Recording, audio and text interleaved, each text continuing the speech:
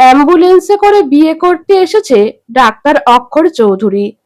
আর তার হবু বউ মধুজা জেদ ধরে বসে আছে, কোনোভাবেই বিয়ে করবে না। মধুজার বাবা অনেক চেষ্টা করেও নিজের মেয়েকে বিয়ের জন্য রাজি করাতে পারছে না। মধুজার একটাই কথা, আমি ওই পাগলা ডাক্তারকে বিয়ে করতে পারবো না। অ্যাম্বুলেন্সে করে বিয়ে করতে এসেছে, এটা কি ধরনের পাগলামি? আমার বান্ধবীরা ইতিমধ্যেই হাসাহাসি শুরু করে দিয়েছে। মিলন হাসান নিজের মেয়েকে কি বোঝাবেন, নিজেই তো থতমতকে বসে আছেন। অনেক শখ করে শহরের সেরা কার্ডিওলজিস্ট অক্ষর চৌধুরীর সাথে নিজের একমাত্র মেয়ের বিয়ে ঠিক করেছিলেন তিনি। আর এখন এসব দেখে তার নিজের সিদ্ধান্তের উপর রাগ হচ্ছে। অক্ষর কারোর কোনো বাধা না মেনে মধুজার কক্ষে ঢুকে যায়। মধুজাকে বসে থাকতে দেখে রাগী কণ্ঠে বলে, 10 মিনিট, মাত্র 10 মিনিট সময় দিলাম তোমাকে। হয় চুপচাপ আমায় বিয়ে করে নাও, আর না হলে তোমাকে তুলে নিয়ে গিয়ে বিয়ে করব। মধুজা ভয় পেয়ে গেলেও অক্ষরের সামনে সেটা প্রকাশ করে না। বেশ জোরালো ভাবে বলে, মিস্টার হার্টের ডাক্তার, আপনি আগে মাথার ডাক্তার দেখান। অ্যাম্বুলেন্সে করে বিয়ে করতে এসেছেন, পরে দেখা যাবে বিয়ের পর আমাকে হাসপাতালে নিয়ে গিয়ে রাখবেন। আমাদের বাসর হবে আইসিইউতে। না বাবা না, আমি কোনো রিস্ক নিতে পারবো না। আমি আপনাকে বিয়ে করব না, পারলে ঠেকাও। অক্ষরের খুব বিরক্ত লাগছিল মধুজাকে। নেহাত তার মা বাবা বিয়েটা ঠিক করেছিল, না হলে এক্ষুনি বিয়ে করার কোনো ইচ্ছে তার ছিল না। তার উপর এই মেয়েটাকে তো কোনো দিনই করতো না। শুনেছে মেয়েটা নাকি জার্নালিজম নিয়ে পড়ছে, আর সাংবাদিক পেশাটা অক্ষরের বরাবরই অপছন্দের তালিকায় শীর্ষে। কারণ অক্ষরের মতে সাংবাদিকরা রংচং মিশিয়ে যেভাবে খবর তৈরি করে, ঠিক তেমনি জীবনটাকেও তারা এভাবে কাটায়। অক্ষর কোনো উপায় না দেখে মধুজার হাত ধরে ফেলল, একেবারে তাকে নিজের কোলে নিয়ে নিল। মধুজা আচমকা এই ঘটনার ফলে হতভম্ব হয়ে যায়। কিছু বলতে যাবে তখন অক্ষর বলে ওঠে, চুপ, আর কোনো কথা নয়। একেবারে কবুল বলে আমার বউ হবে, তার আগে যদি কোনো কথা বলো তাহলে তোমার মুখ একদম সেলাই করে দেব। তারপর আর এই মুখ দিয়ে টু শব্দ পর্যন্ত বার করতে পারবে না। মধুজা আর কিছু বলার সাহস পায় না। অক্ষর তাকে তুলে নিয়ে যায় বিয়ের আসরে। সব আত্মীয় স্বজন হা করে দেখতে থাকে। অদ্ভুত এই বিয়ে, যেখানে কিনা বর বউকে কোলে করে বিয়ে করতে এনেছে। মিলন হাসানও মধুজার পিছু পিছু এসে গেছেন। নিজের মেয়ের মতো এখন তারও অক্ষরকে বলতে ইচ্ছে করছে পাগলা ডাক্তার। কোনো সুস্থ মস্তিষ্কের মানুষ কি এরকম কাজ করে? অক্ষর মধুজাকে নিজের কোল থেকে নামিয়ে দেয়। কাজী হাঁ করে তাকিয়েছিল। অক্ষর মৃদু হেসে বলে, হাঁ করে থাকবেন না কাজী সাহেব, মুখে মাছি ঢুকে যাবে। নিন, আর সময় নষ্ট না করে বিয়ে পড়ানো শুরু করুন। পাত্রপাত্রী দুজনেই উপস্থিত। এবার নিশ্চয়ই আপনার বিয়ে পড়াতে কোনো অসুবিধা নাই? কাজী মাথা নাড়ায়, যার অর্থ না। মধুজা চোখ বড় বড় করে তাকায় অক্ষরের দিকে। এই লোকটার কথা শুনে এখন মধুজার নিজেকেই পাগল বলতে ইচ্ছা করছে। মধুজা নিজের মনে মনে বলে, এই পাগলটার সাথে সারা জীবন কিভাবে থাকবো, আল্লাহ বাঁচাও। কাজী বিয়ে পড়ানো শেষ করে মধুজাকে কবুল বলতে বলে। মধুজা কবুল না বলে তার বাবার দিকে তাকিয়েছিল। মিলন হাসান এখন খুবই দোটানায় ভুগছিলেন। একবার তার মনে হচ্ছিল বিয়েটা হোক, তো আরেকবার না হোক। তাই তিনিও সঠিক সিদ্ধান্ত দিতে পারছিলেন না। অক্ষর মধুজার মুখ নিজের দিকে ঘুরিয়ে বলে, কবুল বলে দাও। আমার হাতে বেশি সময় নাই। আজ রাত 8টায় একটা খুব জরুরি অপারেশন করতে হবে। 8টা বাজতে আর 2 ঘন্টা বাকি। যদি সত্যি তুমি না চাও যে তোমার বাসর আইসিইউতে হোক, তাহলে তাড়াতাড়ি কবুল বলে দাও।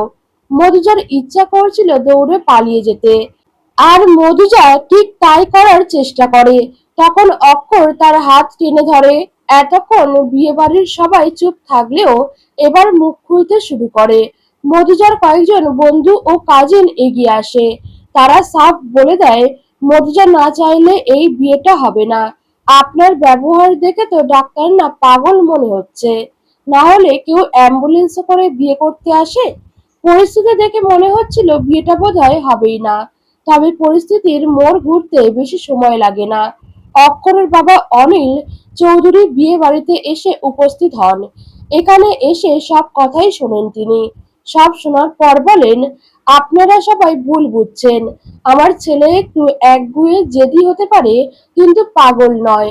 ওর কথা কেউ না শুনলে ওর মেজাজ গরম হয়ে যায়, তখনও এইরকম পাগলামো করে ফেলে। মধুজার মামা বলে, আপনি আর শাক দিয়ে মাছ ঢাকার চেষ্টা করিয়েন না। আমার ভাগ্নি এতটা ফেলনা হয়ে যায়নি যে আপনার পাগল ছেলের সাথে ওর বিয়ে দিব। আমি একটু আগেই এখানে আসলাম, এসে সবই তো শুনলাম। আমি তো এটা ভেবে পাচ্ছি না দুলাভাই কিভাবে চুপ করে সবকিছু দেখলেন। আজকের আপু বেঁচে থাকলে এই দিন দেখতে হতো না। বললাম তো আমার ছেলে পাগল নয়। পাগল না হলে কেউ কি অ্যাম্বুলেন্সে করে বিয়ে করতে আসে? অনিল চৌধুরী এবার বিস্তারিত ঘটনা বলেন। আসলে আমার ছোট ছেলে খুব অসুস্থ হয়ে গেছিল।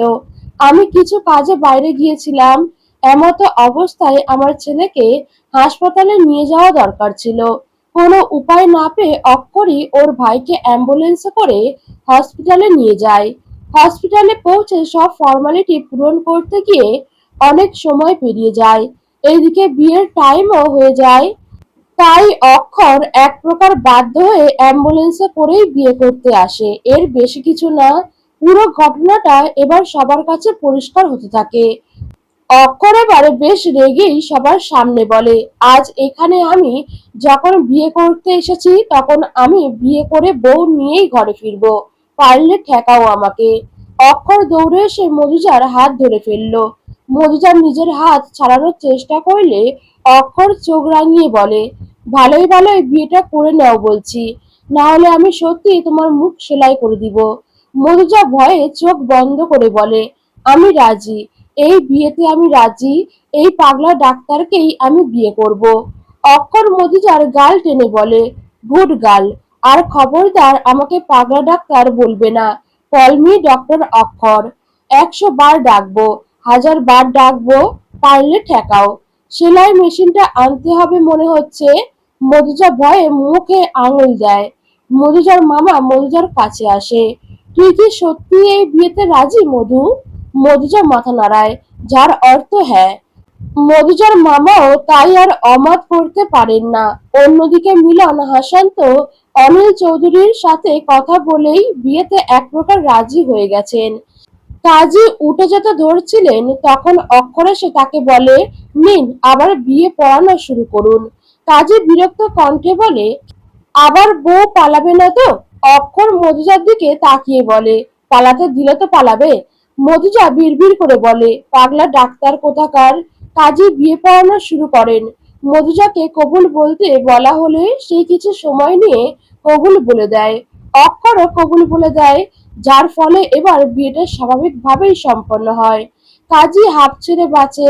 জীবনে অনেক বিয়ে পড়িয়েছি, এমন কাহিনী জীবনে প্রথম দেখলাম। অক্ষর মধুজার দিকে তাকিয়ে মৃদু হেসে বলে, আজ থেকে তুমি ডক্টর অক্ষর চৌধুরীর স্ত্রী। খুব লাকি তুমি। জানো আমাকে পাওয়ার জন্য কত মেয়ে সাধনা করেছে, কত মেয়ের স্বপ্নের পুরুষ আমি।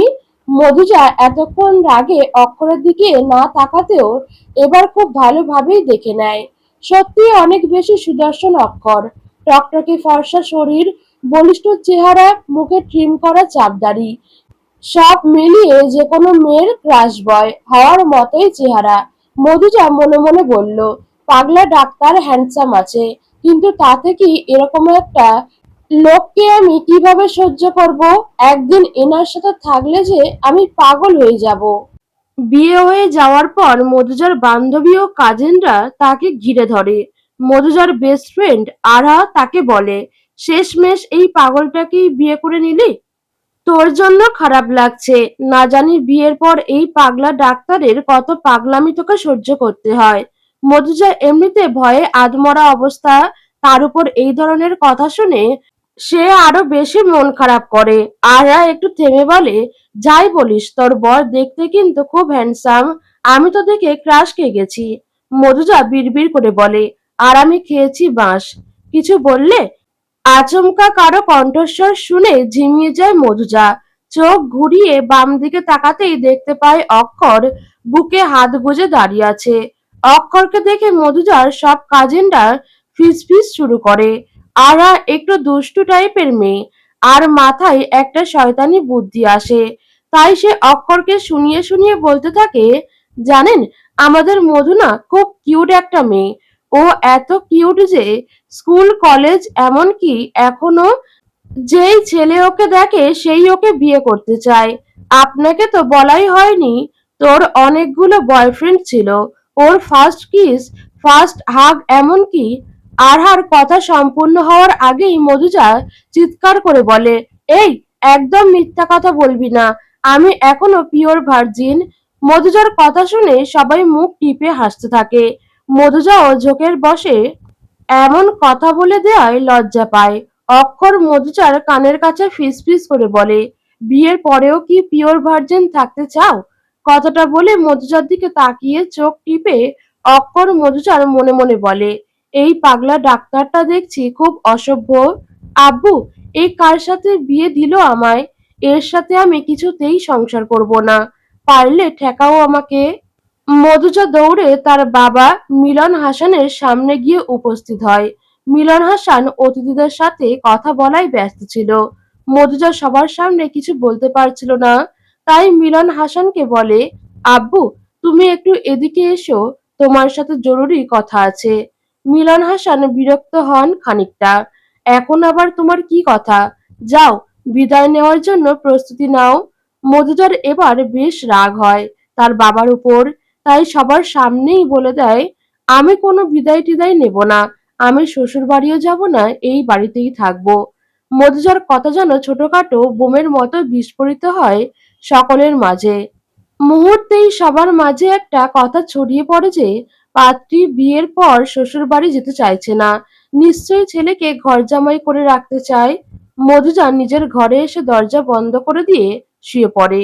কে কি বলছে না বলছে তাতে মধুজার কিছু যায় আসে না। মধুজা সিদ্ধান্ত নিয়ে ফেলেছে, যাই হয়ে যাক না কেন, সে ওই পাগলা ডাক্তারের সাথে গিয়ে থাকতে পারবে না। অক্ষরের কানেও এই কথাটা পৌঁছে গেছে যে তার নববিবাহিত স্ত্রী শ্বশুর বাড়ি যেতে ইচ্ছুক নয়, তাই ঘরের দরজা বন্ধ করে বসে আছে। কথাটা কানে আসতেই অক্ষরের মেজাজ আবার গরম হয়ে যায়। অক্ষর নিজের হাতঘড়িতে সময় দেখে নেয়। এখন বাজে 7টা 20। 8টার মধ্যে তাকে হাসপাতালে পৌঁছাতে হবে। অনিল চৌধুরী মিলন হাসানের সাথে এই বিষয়ে কথা বলছেন। মিলন হাসান নিজের মেয়ের ব্যবহারের জন্য বারবার ক্ষমা চাচ্ছেন। এসবের মাঝে অক্ষর রেগে গিয়ে আরহার সামনে আসে। আরহা অক্ষরের এই রাগী রূপ দেখে প্রচন্ড ভয় পেয়ে যায়। অক্ষর আরহার কাছে জানতে চায়, মধুজা কোন রুমে আছে? আরহা ভয়ে কাঁপা কাঁপা হাতে দেখিয়ে বলে, দোতলায় সবার বাম দিকের রুমটায়। অক্ষর গটগট পায়ে সিঁড়ি বেয়ে দোতলায় উঠে যায়। মধুজার রুমের সাথে এসে দরজা ধাক্কাতে থাকে। দরজা ধাক্কিয়ে বলে, এই মেয়ে, দরজা খোলো বলছি, না হলে দরজা ভেঙে ভেতরে ঢুকতে বাধ্য হব। কি মনে করেছোটা কি তুমি? তোমার অনেক বদমাইশি আমি সহ্য করেছি, এবার সব সহ্যের সীমা পার হয়ে যাচ্ছে। মধুজা অক্ষরের কথায় ভয় পেয়ে যায় খানিকটা, কিন্তু সেও আজ ঠিক করে নিয়েছে, যাই হয়ে যাক না কেন দরজা খুলবে না। তাই কানে হেডফোন লাগিয়ে গান শুনতে থাকে। অক্ষর এবার প্রচন্ড রেগে যায়।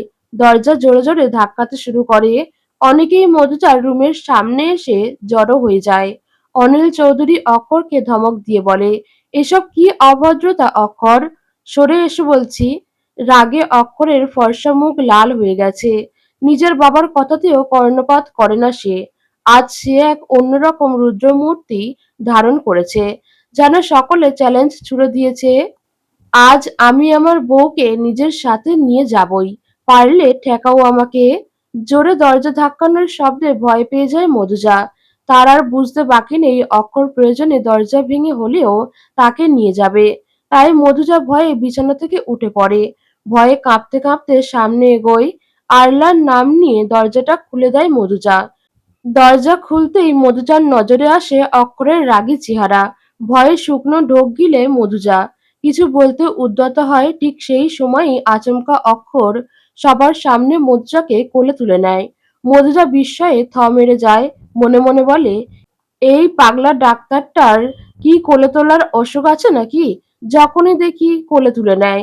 এদিকে প্রকাশ্যে কিছু বলতে গিয়েও অক্ষরের রাগী চোখের দিকে তাকিয়ে কিছু বলার সাহস হয়ে ওঠে না মধুজার। সে শুধু একবার নির্বিকার চিত্তে সামনের দিকে তাকায়। সবাই হাঁ করে অক্ষরের কীর্তি যেন দেখে যাচ্ছে। এতগুলো মানুষের সামনাসামনি অক্ষর তাকে কোলে নিয়েছে ভাবতেই লজ্জায় মাটিতে মিশে যেতেই ইচ্ছা করল মধুজার। অক্ষরের যেন এসব দিকে কোনো খেয়ালই নেই। সে খুব স্বাভাবিকভাবেই নিজের বাবার দিকে তাকিয়ে বলে, আব্বু, আমি ওকে নিয়ে বাড়ি যাচ্ছি, তুমি বাকি সব আত্মীয় স্বজনদের নিয়ে চলে এসো। আর কোনো কিছু না বলে মধুজাকে কোলে নিয়েই হাঁটতে শুরু করে দেয় অক্ষর। সবাই তাদের দিকে তাকাচ্ছিল। মধুজা লজ্জায় চোখ বন্ধ করে নেয়। অক্ষরকে মনে মনে হাজারটা গালি দেয়। অক্ষর গাড়ির সামনে এসে মধুজাকে কোল থেকে নামিয়ে দেয়। নিজে গাড়িতে উঠে পড়ে মধুজার উদ্দেশ্যে বলে, দাঁড়িয়ে না থেকে চুপচাপ গাড়িতে উঠে পড়ো।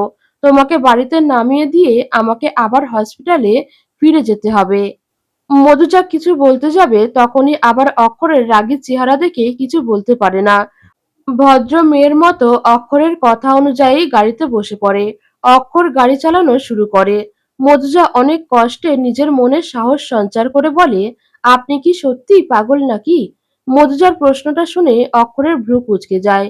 সে গম্ভীর ভাব নিয়ে বলে, তোমার কেন আমাকে পাগল মনে হচ্ছে?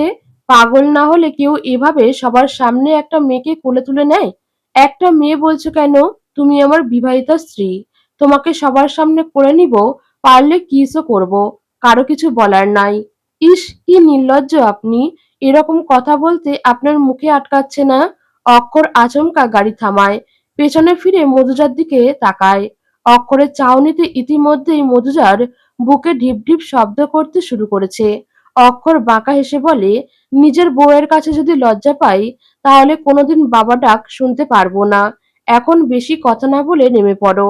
আমার বাড়ি এসে গেছে। মধুজা আর এক মুহূর্ত অপেক্ষা না করে দ্রুত গাড়ি থেকে নেমে যায়। গাড়ি থেকে নেমে যেন স্বস্তির নিঃশ্বাস নেয় সে। উফ, অবশেষে পাগলা ডাক্তারের গাড়ি থেকে নামলাম। অক্ষর আবার গাড়ি ঘুরিয়ে চলে যায়। ঘড়িতে সময় দেখে ইতিমধ্যে 7:50 বেজে গেছে। খুব দ্রুত তাকে হসপিটালে পৌঁছাতে হবে। তাদের বাড়ি থেকে অক্ষরের হসপিটাল বেশি দূরে নয়। গাড়িতে করে 5 মিনিটেই পৌঁছানো সম্ভব।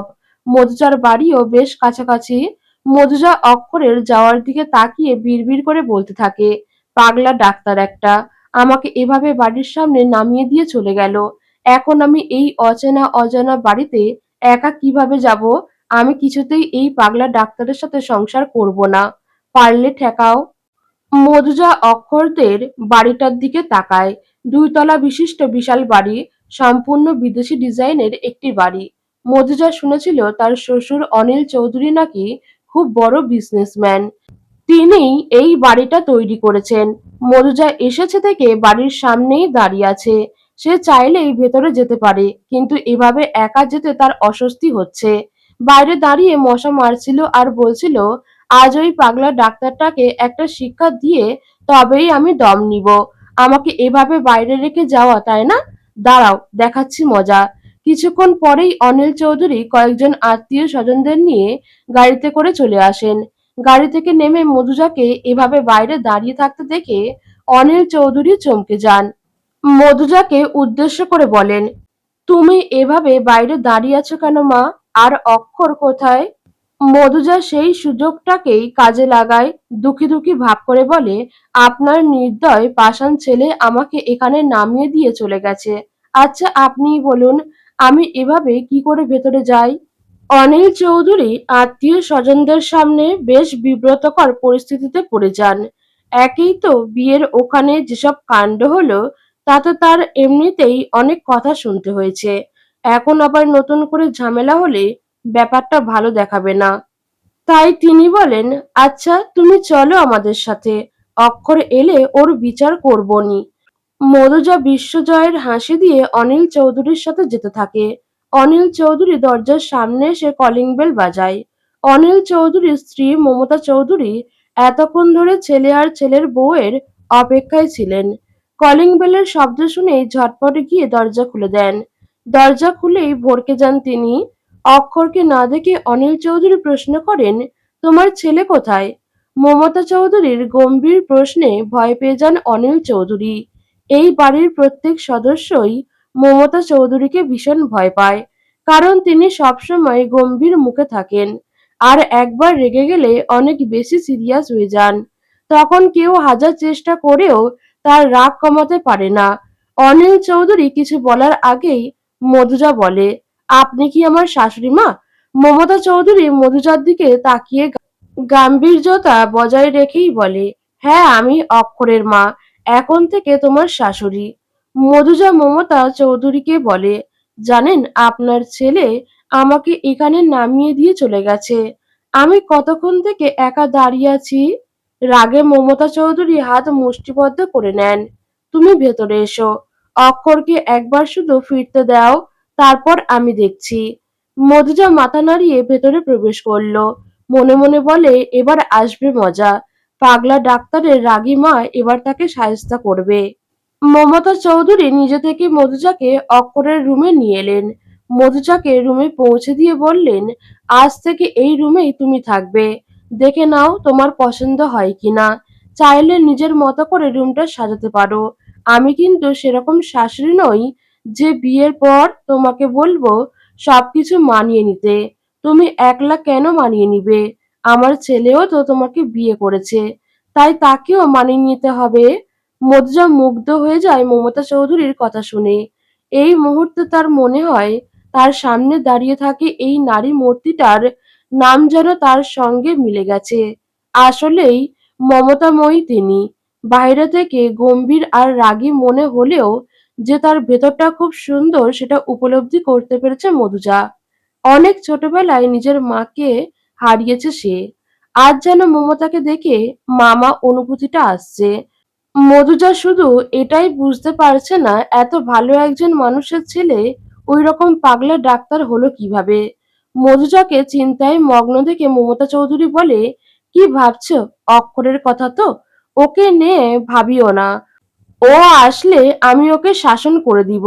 আজ সারাদিন নিশ্চয়ই অনেক ক্লান্তি গেছে তোমার উপর দিয়ে। এখন তুমি রেস্ট নাও, আমি আসছি। মমতা চলে যাবে তখন মধুজা আচমকা তার হাত টেনে ধরে। মমতা গম্ভীর মুখে তাকাতেই হাতটা ছেড়ে দিয়ে বলে, আসলে আমার এরকম নতুন জায়গায় একা থাকতে ভয় করছে। আপনি যদি একটু থাকতেন তাহলে। মধুজা মমতা চৌধুরীর দিকে আরেকবার তাকায়। তার মুখের গাম্ভীর্য ভাব বজায় আছে। মধুজা ভাবে এখনই হয়তো তাকে অনেকগুলি কথা শুনিয়ে দিবেন তিনি। কিন্তু মধুজার ভাবনাকে ভুল প্রমাণ করে মমতা চৌধুরী স্মিত হেসে বলেন, আচ্ছা, তুমি একটু অপেক্ষা করো। আমি তোমার শ্বশুরকে রাতের ওষুধ দিয়ে আসছি। ওষুধ খাওয়ার কথা তার তো আবার মনেই থাকে না।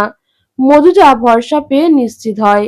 মমতা চৌধুরী তার স্বামীকে রাতের ওষুধ দিয়ে চলে আসে। মধুজার পাশে বিছানায় শুয়ে পড়ে। মধুজা অনেক ক্লান্ত ছিল, তাই শোয়া মাত্রই ঘুমিয়ে যায়। ঘুমের ঘোরে মমতাকে জড়িয়ে ধরে মধুজা। প্রথম দিন অস্বস্তি হলেও মমতা চৌধুরী মানিয়ে নেওয়ার চেষ্টা করেন।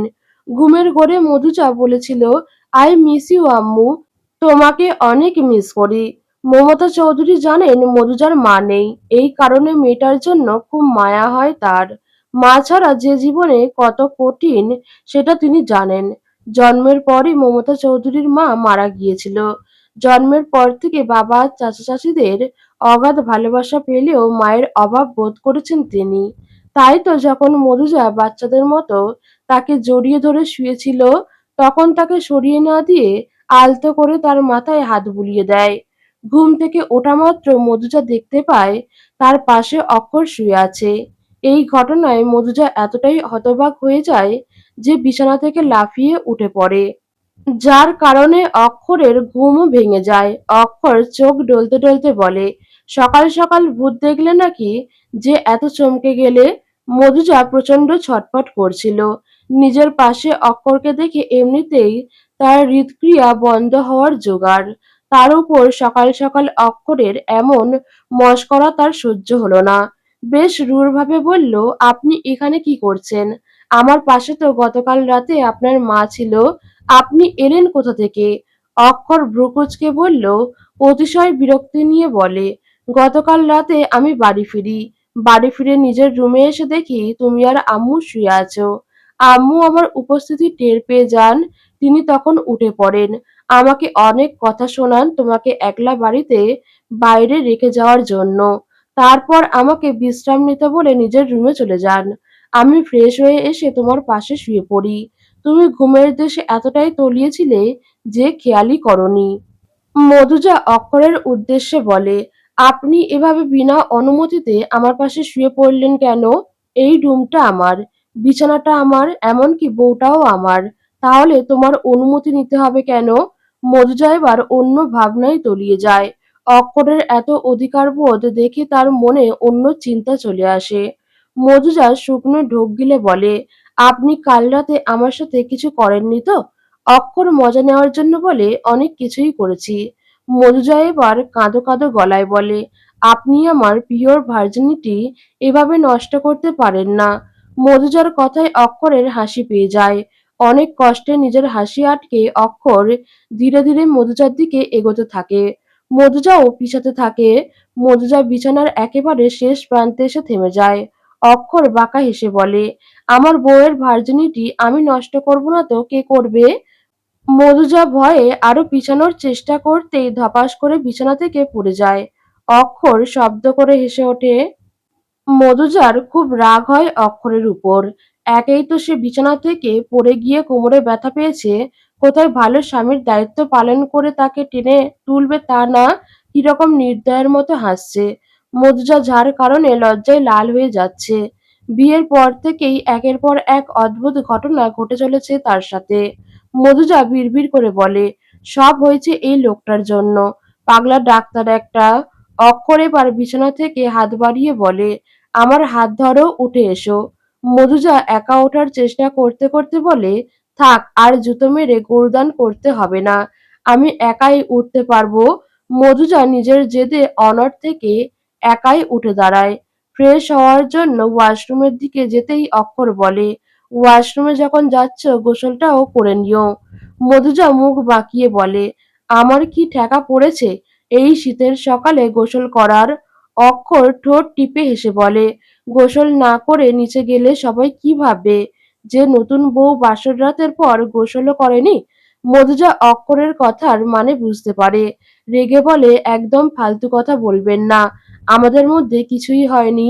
অক্ষর বসা থেকে উঠে দাঁড়িয়ে নিজের শার্টের বোতাম খুলতে খুলতে বলে, হয়নি তো হতে কতক্ষণ? তুমি চাইলেই কালকের রাতের কাজটা এখনই করে নিতে পারি।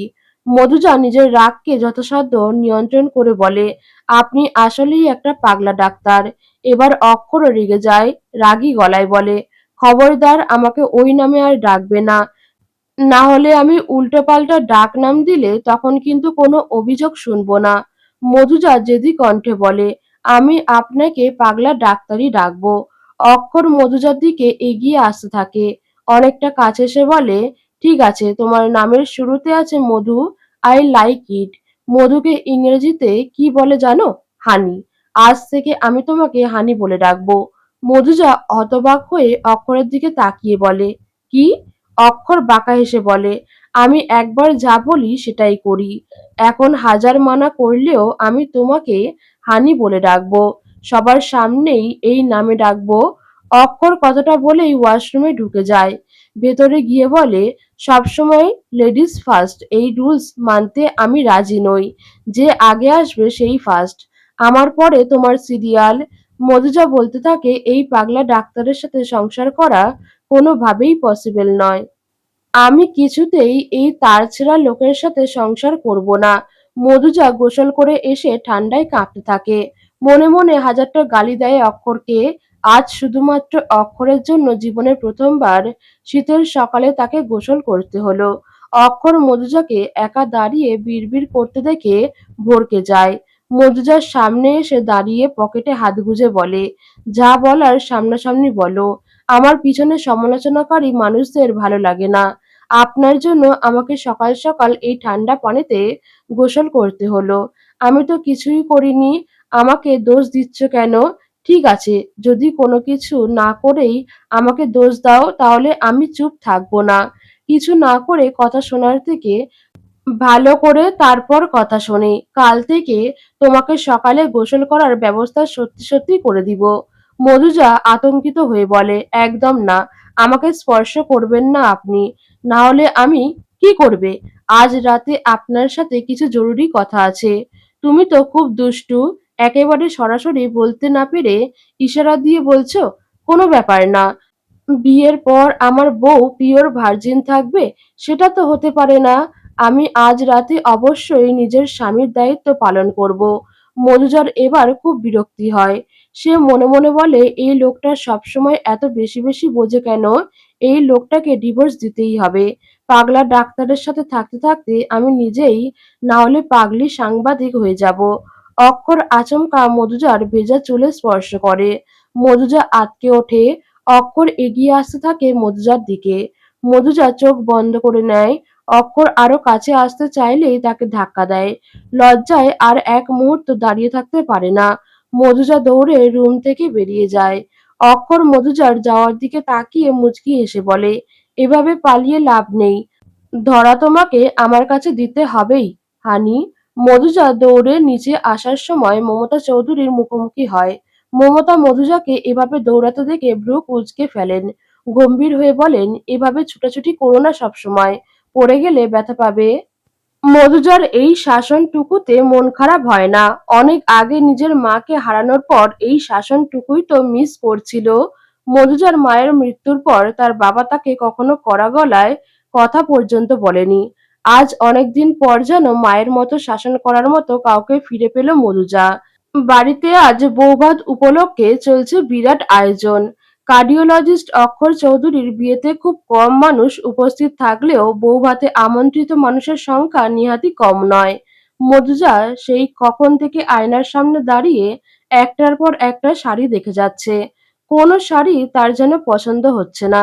শেষে বিরক্ত হয়ে বিছানায় বসে পড়ল মধুজা। অক্ষর রুমে এসে মধুজাকে মলিন মুখে বিছানায় বসে থাকতে দেখে বলল, কি হয়েছে আমার হানির? মুখটা এরকম বাংলার পাঁচের মতো করে রেখেছে কেন? চকলেট খাবে? মধুজা বিরক্তি নিয়ে বলে, আমাকে কি আপনার ছোট্ট বাচ্চা মনে হচ্ছে যে আমি চকলেট খাবো? পাগলা ডাক্তার একটা, সমস্যার সমাধান তো করে দিতে পারেন না, শুধু জানে সমস্যা তৈরি করতে। মিথ্যা অভিযোগ কিন্তু আমি একদম পছন্দ করি না। আমি তোমার কোনো সমস্যা তৈরি করেছি বলে তো মনে হয় না।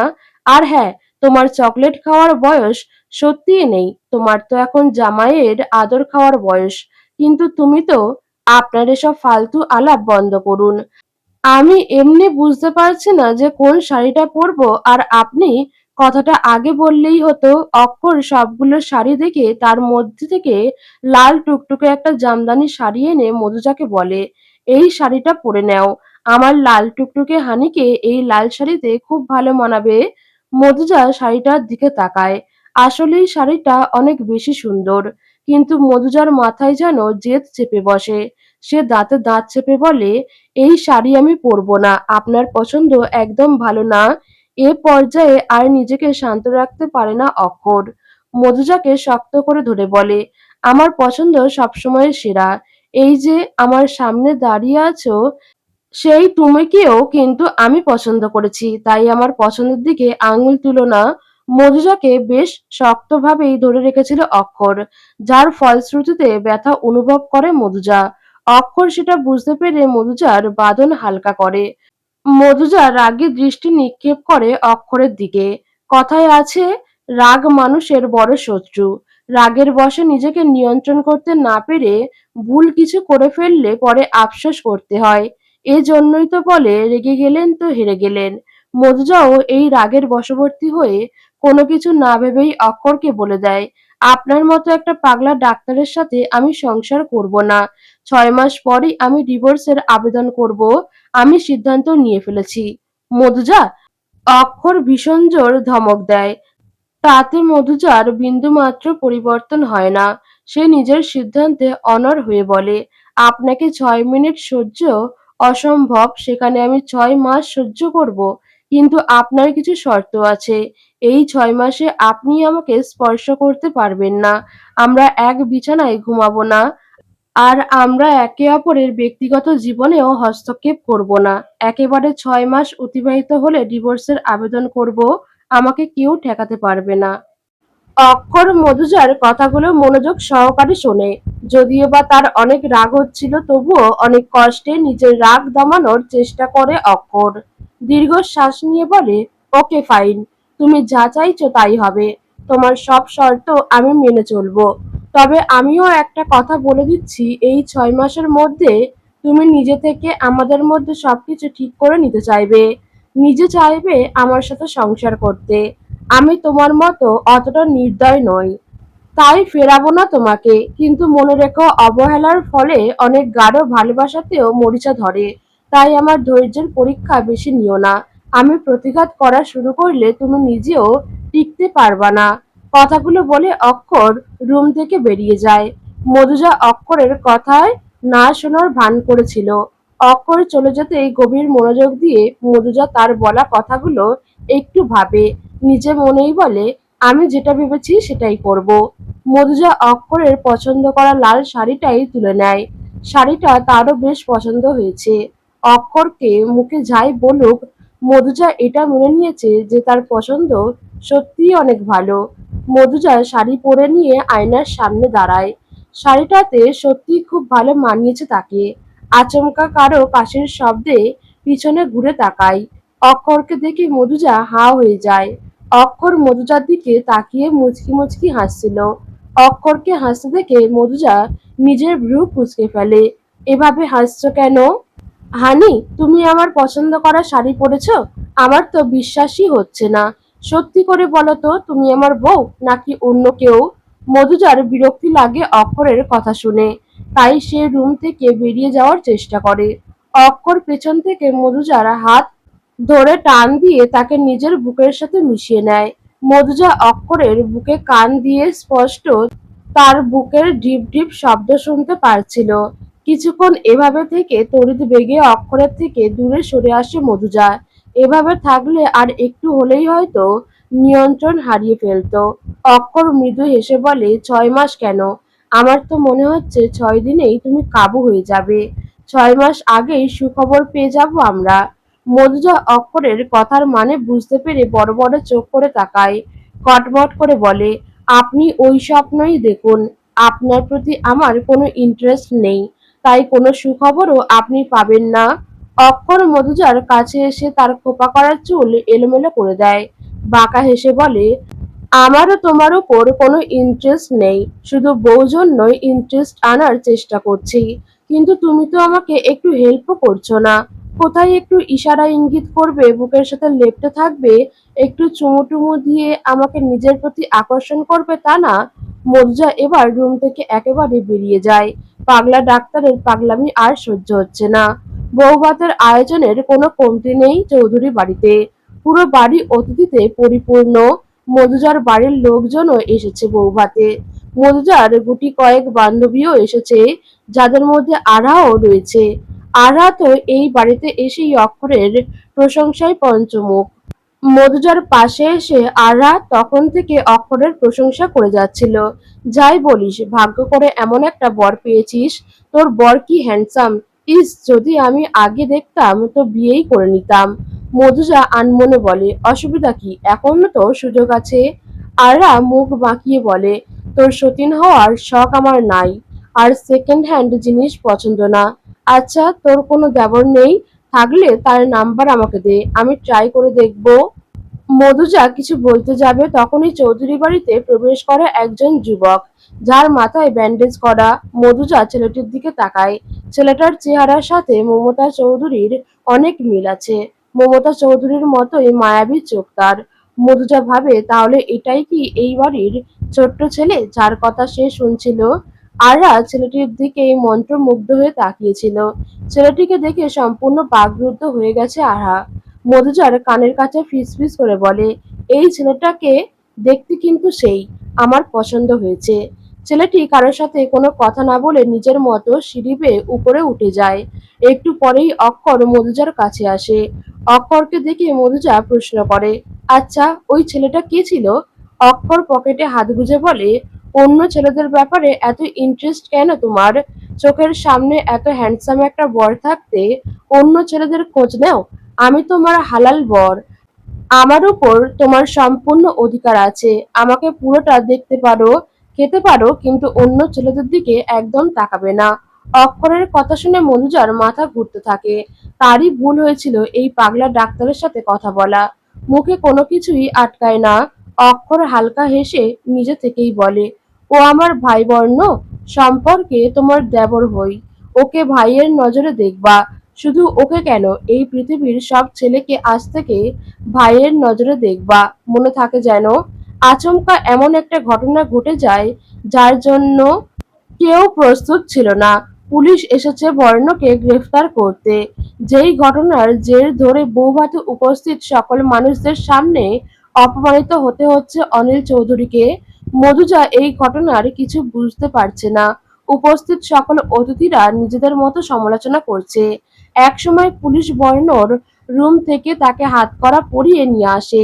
অনিল চৌধুরী আর নিজের রাগ দমিয়ে রাখতে পারেন না।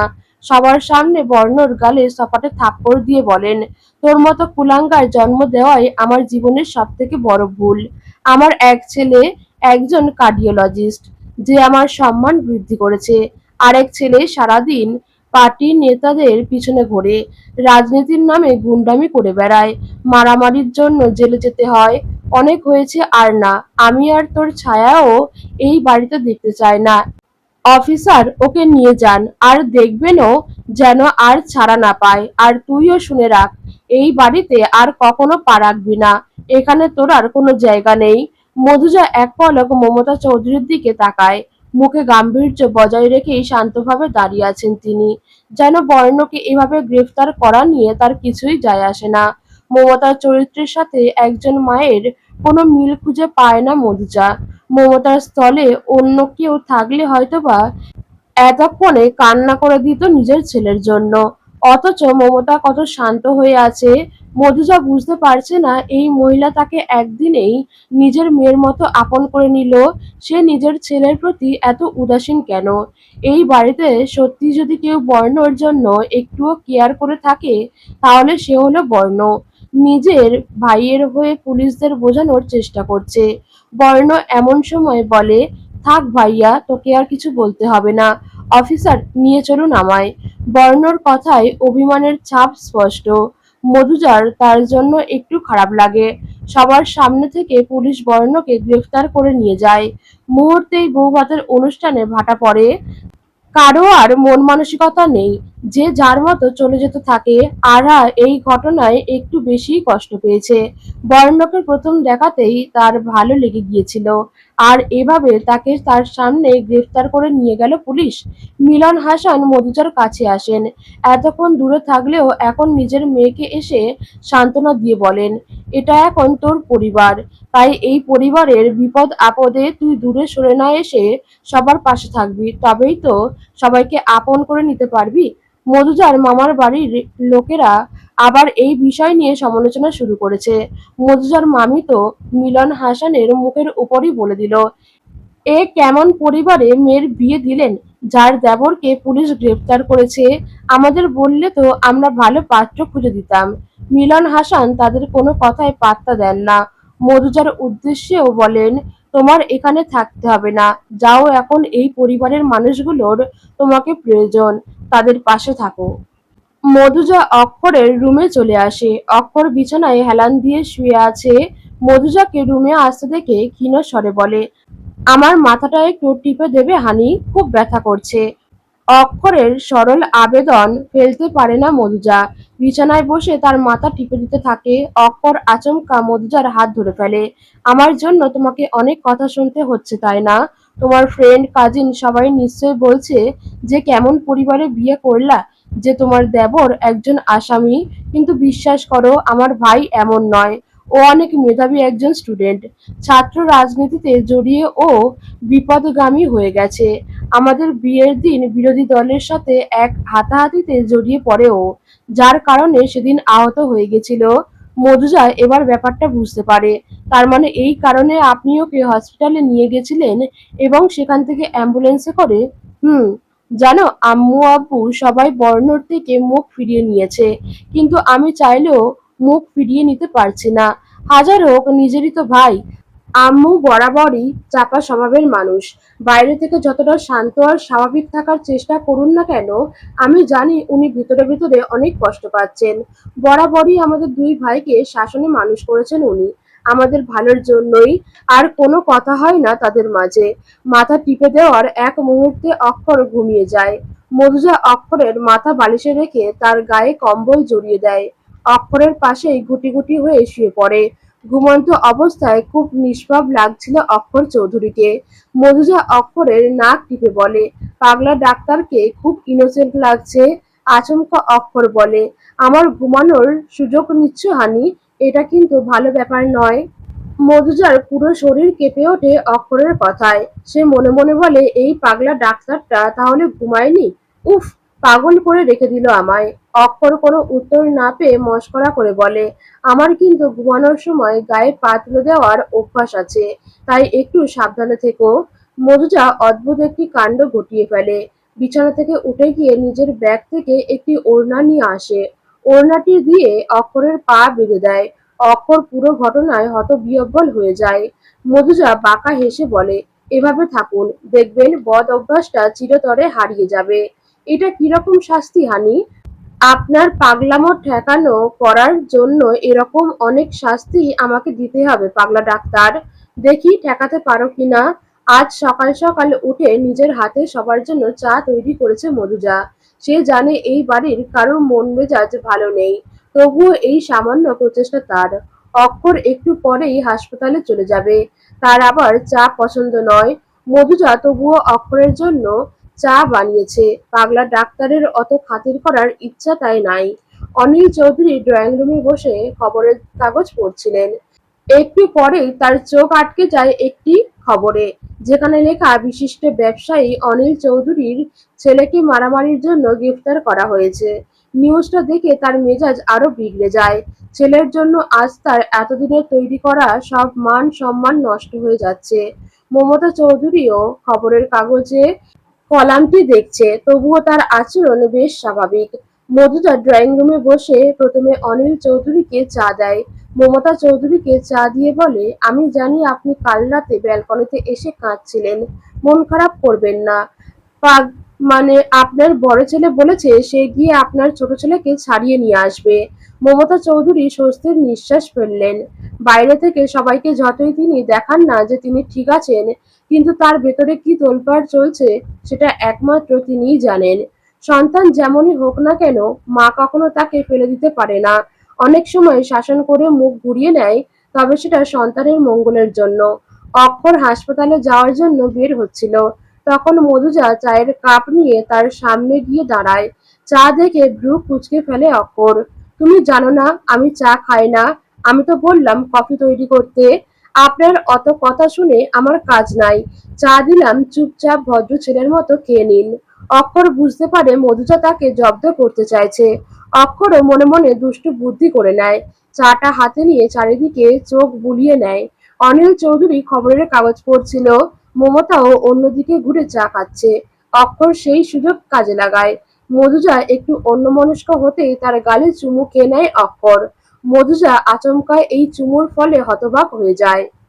অক্ষরদের বাড়ির কাজের মেয়ে রাওনাফ এই ঘটনা দেখে নেয়।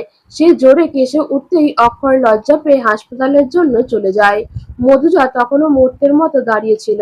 রাওনাফ মধুজার কাছে এসে মিটিমিটি হেসে বলে, বড় সাহেব আপনাকেও খুব সুয়াগ করে, তাই না আপামনি? মধুজা ভ্রু কুঁচকে রাওনাফের দিকে তাকায়।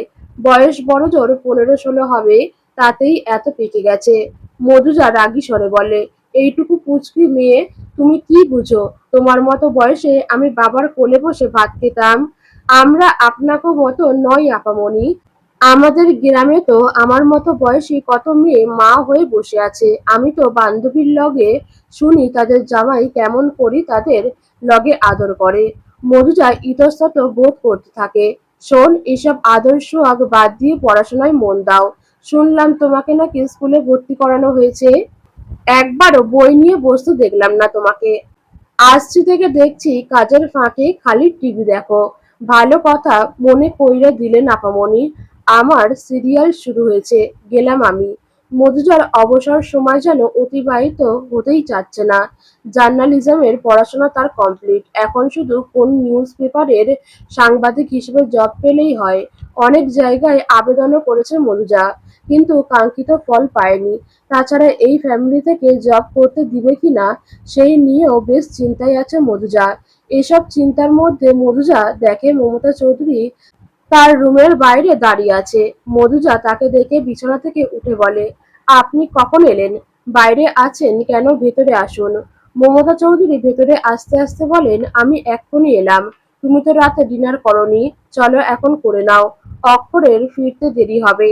তোমার শ্বশুর কে ঘুমিয়ে গেছে, এখন শুধু তুমি আর আমি বাকি।